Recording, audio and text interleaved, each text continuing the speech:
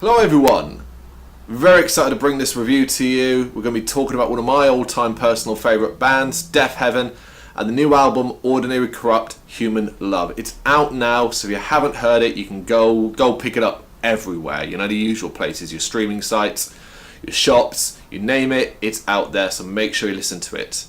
Now, as I said at the start, Deafheaven, I'm a huge fan of. Discovered them, I don't know, 4 or 5 years ago and was blown away by their combination of what I see anyway. I know, like, when it comes to genres, they're a bit of a hard one to categorise, but I sort of see it as a combination of post-rock, post-metal, shoegaze, black metal, heavy metal, rock. It combines so many different elements, but what always blew me away about them was their ability to take, have like 3 or 4 songs in the span of one track for them, so it'd be like 11 minutes long and it would be like 3 tracks in it, but it would be seamlessly going from one to the other. You wouldn't even know there was you wouldn't think of there's no break. It's not like oh, this part ends and then the next part begins. It just flows perfectly. Absolutely brilliant.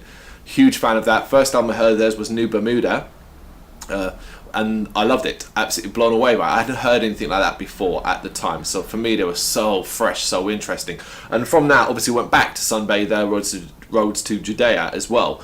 Those have been reviewed over on the site. You can go check them out now. The only one I don't think we have a review for is Sunbather. I'm not sure why, but we've definitely got Roads to Judea and New Bermuda, and they both got 10 out of 10. So, you know, that says how great they are. And if we had reviewed Sunbather, it would also get a 10 out of 10 as well. It's arguably the best one of the bunch. We also saw them live last year at the Coco in London. It was a great show. It was always a bit of a question whether or not the music would translate well live, but I was really happy with it. For a half-packed Coco as well. One of my least favourite venues in London. And we've already reviewed 2 of the singles from this album leading up to it. So you can always go check them out as well. And, of course, as well as this video, there's a written review for the new album on the site too. You get so much Deafheaven content. All you got to do is go check. Go to the site, GBHBL.com. In the search bar, put Deafheaven, and you'll get everything related to Deafheaven. So let's talk Ordinary Corrupt Human Love. Let's be honest, we're all expecting greatness. And it's that question whether or not it continues the trend they've had. Will it be a standard Deafheaven album? A standard Deafheaven album is always going to be a great thing anyway. Or is it going to see them trying something new? And my thoughts at the end of it is it's basically, if you're already a fan, you're going to recognise a lot of this. You're going to feel comfortable with it. But it has enough differences, enough new things, enough new ideas thrown in there to make it unique as well. It's an incredible listen. Let's get that straight off the bat. This is as good as New Bermuda. Maybe a touch below Sunbather, but it's a brilliant Deafheaven album. They're continuing their trend of releasing great music. You will not be disappointed if you're a Deafheaven fan, and if you don't know them, this is definitely a great entry point, because I definitely think it's a little bit more accessible than maybe Sunbather.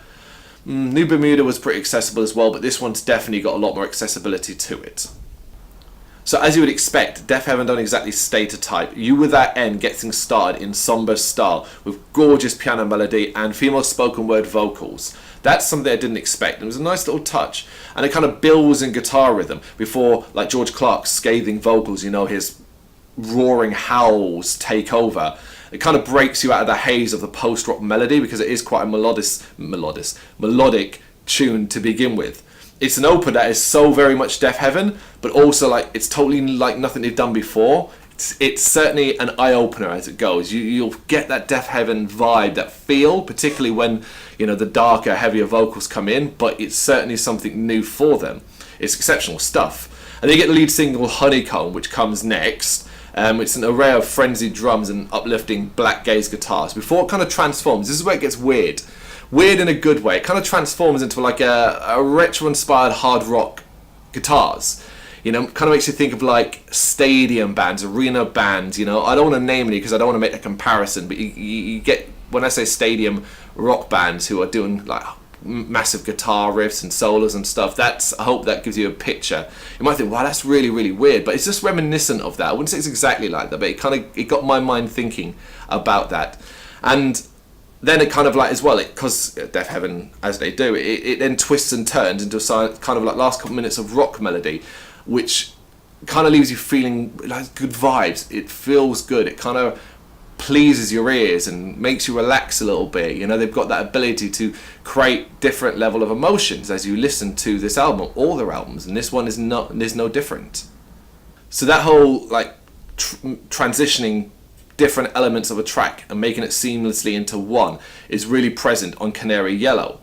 That's arguably the best track in the album, at least maybe my favourite anyway. It starts with instrumental optimism. It's really kind of upbeat instrumental at the start before it kind of just explodes into that kind of chaotic style of Deafheaven, but the controlled kind of chaotic style. It's not a mess. It doesn't sound a mess. There's structure to it. It drips in post-rock atmosphere and even ends like, this is something new for them as well. It kind of ends with almost like a sing-along, like the vocals chanting along. You can kind of hear yourself going, nodding your head and humming it as well. And certainly live, I can imagine that's what's going to happen. Then the album kind of mixes things up. You get Neil, which is a short Deafheaven track by their standards. You know, it's still like 5.5 minutes long.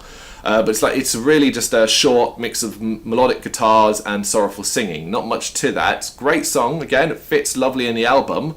But it's followed then by Glint, which is basically the heaviest of the album, I think.